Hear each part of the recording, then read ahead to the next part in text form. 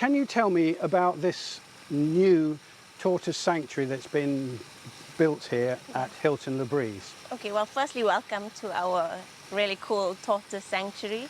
As you can see, there's different features that's been built here that can, assist with making the place more natural and making a place for the tortoises where they would love.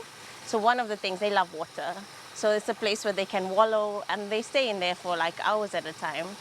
And this feature here is really great as well because they love climbing. So you'll see them either moving around on the flat spaces or walking up on the glassy, on the boulders.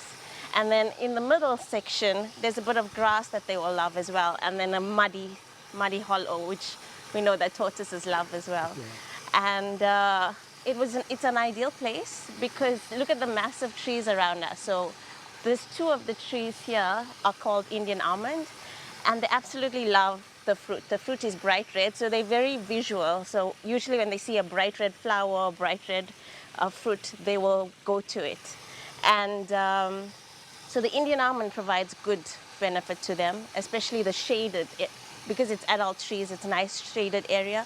It all makes for a very nice, natural type of look instead of, I feel it'll make them feel more in the wild. Mm-hmm. And it's quite large. It's over 600 square meters, and I don't think they know they're in an enclosure. How many tortoises are currently here, and what are their ages?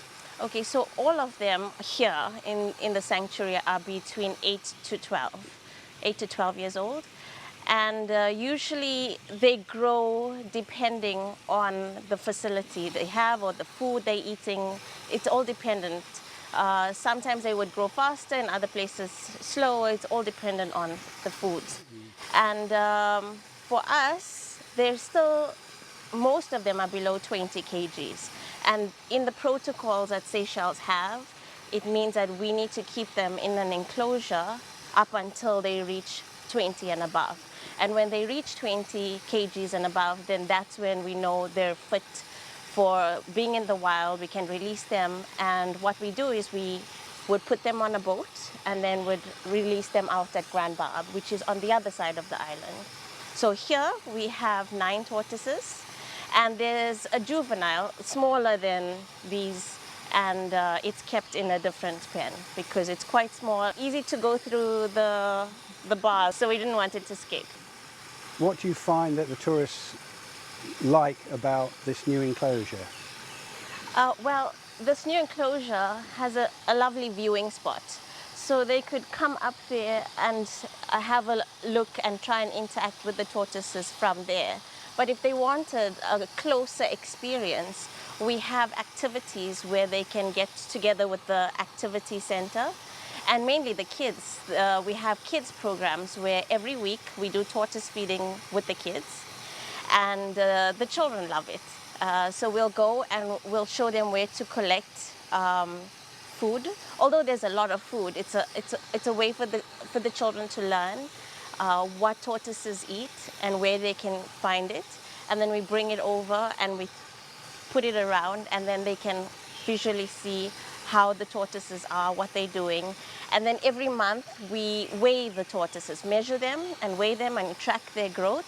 And we involve the children as well. So the guests who have kids are able to come here and closely interact. And sometimes we have parents that come along as well. And even if they do not have children, they can easily come with the activity center and be part of our conservation program. Yeah. People are here on holiday, but they obviously get this chance to be educated, with this Aldabra tortoise, isn't it? Yeah. Aldabra tortoises. What is it that you like most about working with these giant tortoises? They're so unique. They all have different personalities, and sometimes you can tell one is feisty, one is curious, others are shy. So it's working like with different people.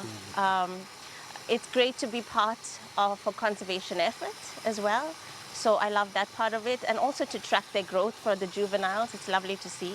And then the best part is actually releasing them in the wild and letting them live their life free from any interference. That's not a sad part, is it, for you?